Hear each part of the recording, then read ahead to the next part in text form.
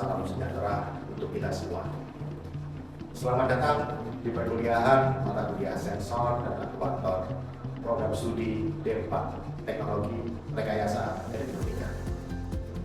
Dalam video ini kita akan menyelami dasar-dasar teknologi yang menjadi tulang punggung berbagai sistem otomasi modern, baik dari robotika, otomasi industri, hingga perangkat pintar yang ada di sekitar kita. Sensor dan aktuator ini bukan hanya komponen elektronik semata. Mereka adalah penghubung antara dunia fisik dan dunia digital. Di dalam memahami prinsip kerja, karakteristik, serta integrasinya dalam suatu sistem adalah kunci dosen, profesional, mahasiswa, dan industri yang ingin menguasai ilmu rekayasa berbasis teknologi. Dalam kesempatan ini, saya akan menjelaskan secara ringkas mengenai deskripsi umum, mata kuliah sensor dan aktuator, serta meninjau rencana pembelajaran semester atau yang biasa disingkat MPS yang akan menjadi panduan kita selama satu semester ke depan. Mata kuliah ini dirancang untuk memberikan pemahaman mendalam mengenai konsep, dasar, prinsip kerja, serta aplikasi praktis dari berbagai jenis sensor dan aktuator yang digunakan dalam sistem otomasi, sistem kendali, dan perangkat elektronik modern. Melalui perkuliahan ini, mahasiswa diharapkan dapat mengenali dan memahami berbagai jenis sensor serta karakteristik fisiknya, menjelaskan prinsip kerja sensor dan aktuator, serta bagaimana aktuator itu dikendalikan dalam sistem elektronik. Kemudian merancang dan mengimplementasikan sistem yang melibatkan integrasi antara sensor, microcontroller, dan aktuator dalam lingkup dunia industri dan rekayasa. Berdasarkan rancangan pembelajaran semester, mata kuliah ini memiliki beberapa 2 SKS dengan metode pembelajarannya menggabungkan kuliah tatap muka, teori, kemudian diskusi interaktif, studi kasus, serta simulasi atau praktik berbasis proyek. Penilaian akan mencakup evaluasi kognitif melalui kuis, ujian, presentasi, serta aspek afektif dan psikomotorik melalui keaktifan, praktek, dan proyek akhir. Mata kuliah ini dibebankan 2 capaian pembelajaran lulusan atau yang disebut CPL dari program studi D4 Teknologi Rekayasa Elektronika. CPL yang pertama yaitu mampu menerapkan pengetahuan matematika, sains, dan prinsip kerja, prinsip rekayasa, engineering principles sesuai dengan penyelesaian masalah pada bidang teknologi rekayasa elektronika. Untuk CPL yang kedua, yaitu mampu mengintegrasikan peralatan, pengukuran, pengamatan, dan pengambilan data sesuai dengan permasalahan dalam bidang teknologi rekayasa elektronika. Mata kuliah sensor dan aktuator memiliki 2 capaian pembelajaran mata kuliah atau yang dapat disingkat CPMK. Yang pertama yaitu mampu menganalisis prinsip-prinsip keteknikan dan pengetahuan yang relevan dengan implementasi sensor dan aktuator dalam bidang teknologi kebencanaan maupun pertanian industrial. CPMK yang kedua yaitu mampu mengaplikasikan berbagai pendekatan untuk menentukan metode penyelesaian terbaik dalam menyelesaikan permasalahan bidang teknologi kebencanaan maupun pertanian industrial. Bahan kajian pada mata kuliah sensor dan aktuator ini diantaranya adalah sensor fundamentals, di mana itu adalah data dari sensor, kemudian physical principle of sensing, kemudian photodetektor and temperature sensor, ada acoustic sensor, kemudian force and pressure sensor, ada juga chemical sensor, sensor performance criteria and selection, aktuator performance criteria and selection, kemudian aplikasi teknologi sensor dan aktuator. Di dalam melakukan penilaian pada mata kuliah sensor dan aktuator terdapat 3 komponen utama, yaitu tugas mandiri dengan bobot 10%, kemudian evaluasi yang terdiri dari ujian tengah semester dengan bobot 20%, dan ujian akhir semester dengan bobot 30%, serta studi kasus dengan bobot 40%, yang dimana di dalamnya dari beberapa bobot yaitu terkait dengan presentasi, kemudian pemecahan masalahnya, kemudian produk yang dihasilkan. Melalui pembelajaran ini diharapkan mahasiswa tidak hanya memahami teori, tetapi juga memiliki kemampuan aplikatif dan problem solving yang kuat, serta siap menghadapi tantangan dunia kerja di bidang otomasi industri, embedded system, maupun sistem kendali cerdas. Itu paparan mengenai pengantar mata kuliah sensor dan aktuator pada program studi D4 Teknologi Rekayasa Elektronika. Mari kita melakukan pengajaran langsung di dalam kelas. Terima kasih. Assalamualaikum warahmatullahi wabarakatuh. Waalaikumsalam warahmatullahi wabarakatuh. Salam sejahtera, selamat siang. Kita jumpa lagi di mata kuliah sensor aktuator. Pada pertemuan pertama ini kita akan membahas mengenai dasar dari sensor dan aktuator. Materi yang pertama yaitu sensor fundamental. Sebelum kita masuk ke materi perkuliahan hari ini, saya akan menjelaskan mengenai rancangan pembelajaran yang akan kita gunakan selama 1 semester ini. Dapat dilihat ya pada layar di depan, yaitu RPS pada mata kuliah sensor dan aktuator ini, yaitu kita memiliki 2 capaian pembelajaran. Yang pertama diantaranya yaitu mampu menerapkan pengetahuan matematika, sains, dan prinsip rekayasa engineering principle sesuai dengan penyelesaian masalah pada bidang teknologi rekayasa elektronika sensor system. Jadi pada mata kuliah sensor dan aktuator ini kita dibebani capaian pembelajaran lulusan. Jadi kalian harus memahami bagaimana cara yang menerapkan pengetahuan itu di dalam suatu sistem rangkaian elektronik sensor. Kemudian capaian pembelajaran yang kedua yaitu mampu mengintegrasikan peralatan pengukuran, pengamatan, dan pengambilan data sesuai dengan permasalahan dalam bidang teknologi rekayasa elektronika. Jadi harapannya di dalam perkuliahan ini Anda bisa mengintegrasikan peralatan pengukuran, pengamatan yang berkaitan dengan sensor dan aktuator. Kemudian di dalam capaian mata kuliah kita kalian tuh harus mampu menganalisis prinsip-prinsip keteknikan dan pengetahuan yang relevan dengan implementasi sensor dan aktuator dalam bidang teknologi kebencanaan dan pertanian industrial. Jadi perangkat sensor yang akan kita gunakan nanti berkaitan langsung dengan kebencanaan dan pertanian industrial sesuai dengan visi misinya dari program studi D4 Teknologi Rekayasa Elektronika. Kemudian di dalam KPMK yang kedua yaitu mampu mengaplikasikan berbagai pendekatan untuk menentukan metode penyelesaian terbaik dalam menyelesaikan permasalahan di bidang kebencanaan dan industrial pertanian.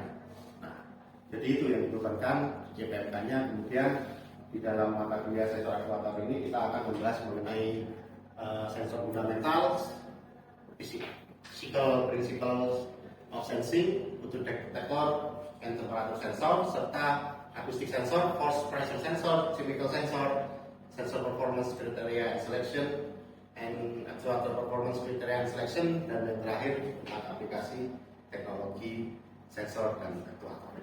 Mungkin ada yang ditanyakan sebelumnya? Tidak ada?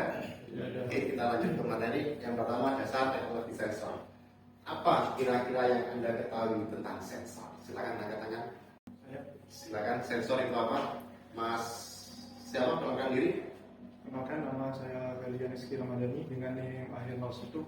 Menurut saya itu sensor adalah suatu rangkaian elektronika yang digunakan untuk mendeteksi situasi atau keadaan dari lingkungan sekitarnya. Contohnya seperti sensor suhu ataupun kelembapan. Oke. Kemudian ada lagi sensor dan transducer. Apakah keduanya sama atau berbeda? Silakan yang tahu. Silakan Mas Dimas. Oke, sensor dan transducer adalah suatu komponen yang berbeda. Untuk sensor itu memiliki catur daya yang harus dihubungkan. Untuk transducer itu bersifat pasif. Oke. Jadi yang disampaikan oleh Mas Dimas ya, itu sensor adalah untuk yang dihubungkan ke catur daya, kemudian yang transducer yaitu yang pasif. Nah, pada kenyataannya sensor dan transducer itu dua bentuk yang menyerupai. Kalau sensor itu dia mendeteksi, tapi kalau sudah ada transducernya yaitu merubah menjadi besaran fisik energi lainnya. Contohnya kayak dari perubahan fisik temperatur, suhu menjadi listrik yang disebut transducer. Tapi kalau hanya sampai mendeteksi, dia hanya disebut sensor seperti itu. Jadi sensor adalah perangkat yang mengubah fenomena fisik menjadi sinyal listrik. Dengan demikian, sensor merupakan bagian dari antarmuka antara dua dunia fisik dan dunia perangkat listrik. Jadi banyak sekali sensor yang kita gunakan di di kehidupan kita. Mungkin ada yang diberi contoh sensor itu apa, jenis sensor itu apa yang Anda tahu di kehidupan kita. Silakan Mas Arya. Ya kalau di kendaraan biasanya umumnya itu yang sering digunakan hampir di semua kendaraan saat ini yaitu ultrasonik. Di mana ultrasonik itu biasanya mendeteksi jarak untuk parkir. Oke, yang ada di kendaraan ini salah satunya adalah sensor ultrasonik. Dia mendeteksi jarak antara obstacle terhadap kendaraannya. Jadi dia tahu jika mau nabrak atau tidak. Itu salah satu. Itu untuk fitur safety-nya. Selain ultrasonik tadi, sensor apa lagi yang ada di sini? Yang Anda tahu di pada kendaraan Anda. Anda kan rata-rata punya kendaraan, mobil, ya kan? Kira-kira sensor apa aja yang ada di sini? Selain ultrasonik, apakah ada pakai lidar juga? Pakai ya, lidar. Kemudian kan mobil sekarang tuh sudah bisa mendeteksi garis tuh. Kalau dia lewat white line, garis putih, dia akan beri indikator. Kira-kira itu sensor apa ya? Radar, oke, ada sensor radar, jadi ada macam sekali ya, ada sensor radar, kemudian kendaraan sekarang juga dilengkapi oleh GPS, yaitu kita bisa tahu lokasinya kendaraan ada di mana. Oke. Tadi Mas Arya ada sensor ultrasonik, ya kan ya? Kita hanya sampaikan sedikit aja mengenai sensor ultrasonik. Di mana sensor ultrasonik pada kendaraan itu ini ya, sebuah kendaraan ya. Jadi ketika di sini ada tembok, ada penghalang, dia akan mengirimkan sinyal ke driver. Bahwasannya di sini ada penghalang atau ada ada benda yang menghalangi sensor tersebut. Jadi prinsipnya dia akan mengeluarkan sinyal ultrasonik dan dia terima lagi. Sebenarnya nanti kita akan mempelajari berkaitan dengan sensor ultrasonik. Dari data ini, kira-kira Anda sudah paham nggak mengenai tentang sensor? Paham ya? Dengan sensor ya. Oke, kita lanjut ke berikutnya, yaitu, sensor itu dia tidak akan bisa berdiri sendiri. Jadi perangkat sensor itu juga memerlukan piranti lainnya untuk membantu membaca datanya dan mengolahnya sehingga menjadi sebuah perintah. Seiring dengan ketersediaan mikroprosesor yang murah, telah tumbuh peluang untuk penggunaan sensor dalam berbagai macam produk. Sekarang sensor itu banyak sekali, ada sensor gas, sensor chemical, sensor jarak, sensor sensor intensitas cahaya dan sebagainya. Kemudian semua sensor yang terkait dengan elektronika yang sering kita gunakan, outputnya itu yaitu sebuah sinyal, ya, baik sinyal listrik maupun sinyal tahanan ya, atau resistansi. Contohnya apa ya? Kalau yang resistansi, silakan Mas Ferdi jawab Pak. Untuk kemudian yang resistansi itu mungkin termistor. Oke. Termistor yaitu sensor suhu, dia mendeteksi perubahan suhu, kemudian perubahan itu ditangkap sehingga merubah resistansi dari termistor tersebut. Oke, itu ya. Jadi yang perlu Anda ketahui, yang pertama tadi sensor tidak boleh berdiri sendiri. Kemudian dari sensor tidak boleh berdiri, Anda harus tahu output sensornya itu apa. Nah, karena perlakuannya beda. Ketika sensor itu outputnya resistansi atau listrik, dia akan berbeda. Kemudian apalagi yang dari sensor, Anda harus paham terkait dengan datasheet sensor.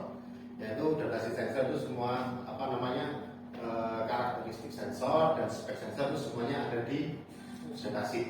Jadi Anda harus memahami datasheet sensor tersebut. Nah, datasheet ini dirancang untuk menyoroti atribut positif dari sensor dan menekankan beberapa potensi penggunaannya. Nah, kira-kira sensor apa? Karakteristik apa? Contohnya LM35 atau sensor suhu yang Anda butuhkan di datasheet ini. Misal ada datasheet, Anda akan membaca parameter apa aja yang ada di sana. Silakan, Mas Ferdi. Mungkin untuk sensor LM35, parameter yang saya baca atau saya teliti itu adalah pada bagian rentang suhu yang bisa diterima. Oke, rentang suhu yang bisa diterima, kemudian tegangan kerja dan sebagainya. Itu ya. Itu performance di dalam sebuah sensor. Nah, sensor performance karakteristik. Jadi sensor itu memiliki karakteristik tertentu. Masing-masing sensor itu akan beda-beda. Ada namanya transfer function-nya, DF-nya di sini itu apa? Jadi perubahannya, misal contohnya dari sensor suhu LM35, dia 10 milivolt per derajat Celcius, ya kan ya? Jadi perubahannya dia per derajatnya yaitu 10 milivolt, seperti itu. Jadi yang perlu Anda pelajari di sini yaitu transfer function-nya, fungsi transfer menunjukkan hubungan fungsional antara sinyal masukan fisik dan sinyal keluarannya.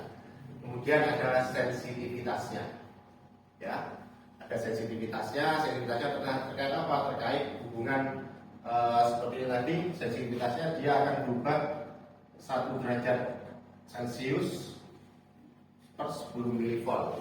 Jadi Anda harus memahami ini sensitivitas dari hubungan antara sinyal fisik masukan dan sinyal keluarannya. Dia sensitif tidak? Ketika dikasih perubahan dia langsung berubah atau tidak? Itu namanya sensitivitas. Oke?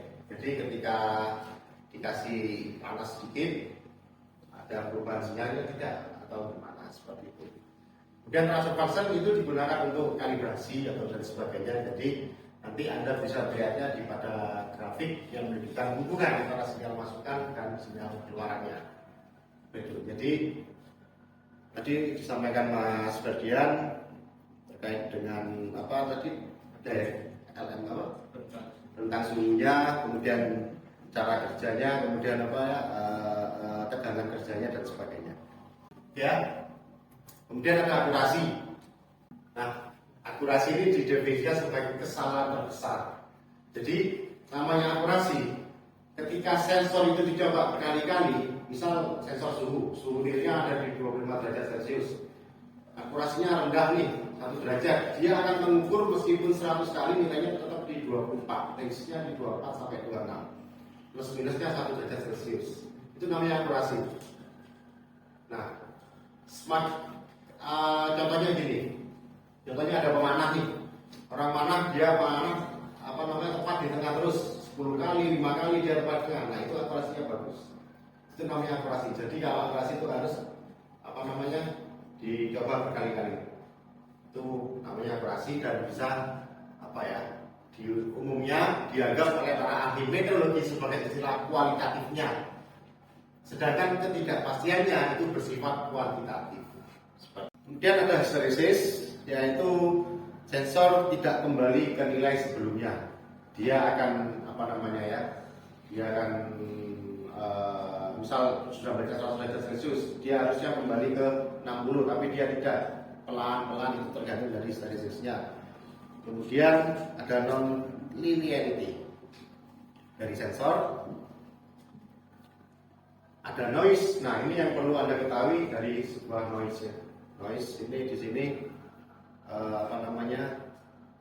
sensor yang Anda gunakan tahan terhadap noise atau tidak, itu Anda bisa lihatnya di datasheet. Kemudian ada resolution, ada bandwidth. Nah, ini ada contoh datasheet sensor suhu LM35. Nah, kira-kira Anda baca di sini, akurasi sensornya untuk LM35A itu berapa? Saya coba. Silakan Mas Dimas. Untuk akurasinya di 25 Celcius itu diperkirakan 0,2 sampai 0,5. Nah, ya itu ya. Jadi yang dibaca seperti Mas Dimas itu bagus. Jadi ada test condition di 25 derajat Celcius itu yaitu di pada suhu kamar. Suhu ruangan kita ini sekarang ini sekitar di 25 derajat Celcius. Jadi sensor M35 tipenya A, dia memiliki tipikal di 0,2. Jadi akurasinya itu 0,2 derajat Celcius, ini satuannya 0,2 sama derajat Celcius. Kemudian kalau kemarin dari sensor ini dilakukan tes limit, dia sampai di 0,5. Jadi retaknya 0,2 sampai 0,5. Jadi itu dari akurasinya. Jadi parameter ini yang harus Anda ketahui untuk menjalankan atau memilih suatu sensor. Itu ya. Nah, ini contohnya untuk pembacaan suhu LM35. Jadi kita harus tahu dulu range-nya. Oke, ini range-nya di 10 derajat millivolt. Jadi di 10 derajat millivolt dia perubahannya harus per 1 volt. Per 1 derajat Celcius. Jadi dapat dilihat di sini, Anda harus baca dulu sensor value-nya. Ini berupa ADC. Nah, dari ADC ini Anda gunakan analog bit, kemudian ini Anda kalikan dengan tegangan referensi yang ada di microcontroller. Tegangan referensi itu macam-macam, bisa 5 volt atau 3,3. Jadi tergantung Anda menggunakan sensornya, microcontrollernya, tegangan referensinya berapa. Kemudian sudah ketahuan nilai tegangannya, Anda bisa konversi menjadi suhu sama dengan voltage dibagi 0,01. Voltage-nya didapat dari sekitar. Kemudian ini, dari sini Anda sudah bisa menampilkan ke LCD atau ke HMI lainnya, supaya sensornya sudah bisa dibaca dengan baik.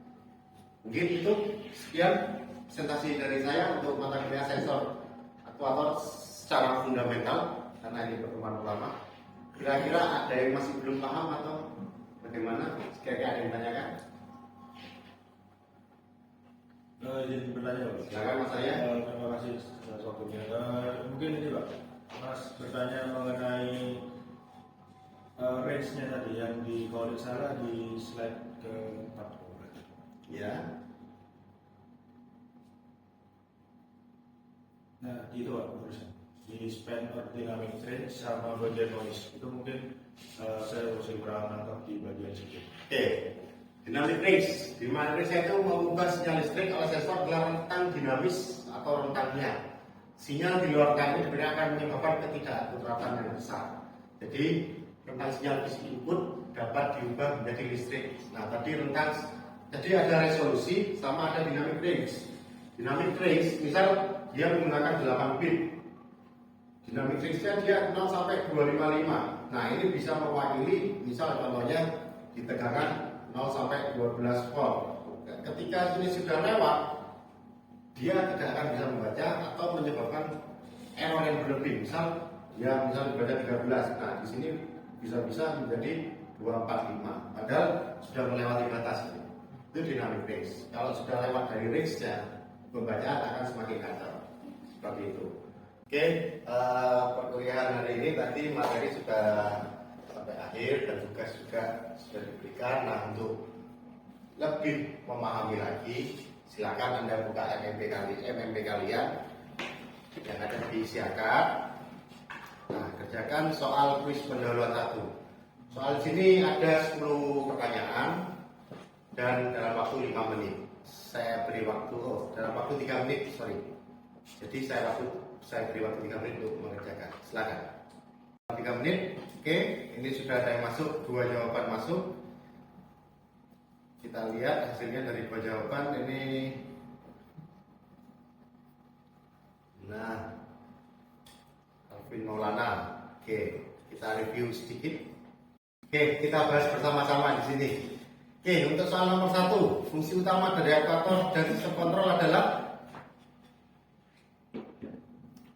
menstabilkan sistem, menyimpan data, semua benar, mengkonversi sinyal kontrol, atau mengukur variabel proses.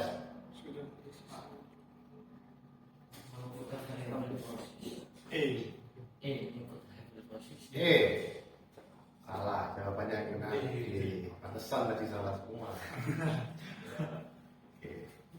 Berikut ini jarak merupakan contoh parameter fisik yang biasa diukur oleh sensor adalah pintar semua ya. Oke. Dalam sistem pengukuran, peran sinyal conditioning atau kondisi sinyal adalah mengurangi ukuran sinyal, menyesuaikan sinyal dari sensor agar bisa diproses, mengubah sensor menjadi aktuator. Oke. Wah, hebat nih, benar. Nomor 4, pernyataan berikut yang paling tepat mengenai perbedaan antara sensor dan aktuator adalah sensor hanya digunakan dalam sistem otomasi, sensor mengubah sinyal digital, sensor dan aktuator adalah perangkat yang sama dengan fungsi yang identik, sensor mengeluarkan sinyal listrik sebagai hasil, aktuator membutuhkan sinyal listrik sebagai input. Oke. Dan soal nomor 5, berikutnya adalah contoh aktuator elektrik kecuali gampang nih, resistor ya. Oke. Berikutnya yang termasuk karakteristik dasar sensor adalah Akurasi. kecuali Oke. Apa yang dimaksud dengan sensitivitas sensor? Perubahan keluaran sensor, kemampuan sensor merespon. Oke. Apa definisi sensor dalam konteks sistem elektronik? Alat menyimpan, mendeteksi, menghasilkan, mengubah. Sudah paham semua ya?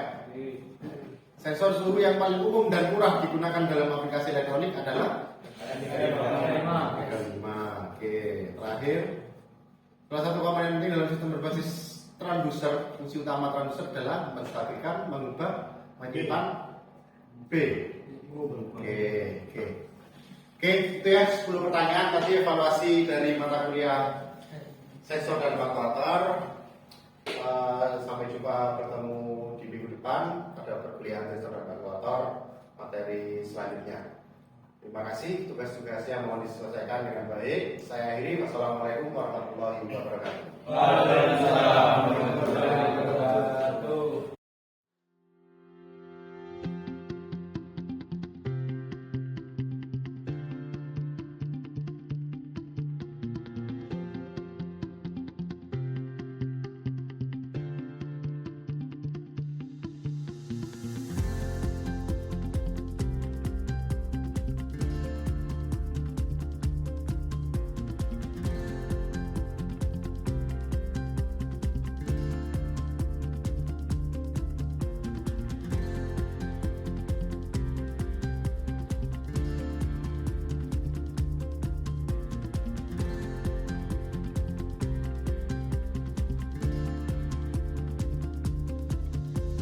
Sekian video proses pembelajaran mata kuliah sensor dan aktuator. Kurang dan lebihnya mohon dimaafkan. Assalamualaikum warahmatullahi wabarakatuh.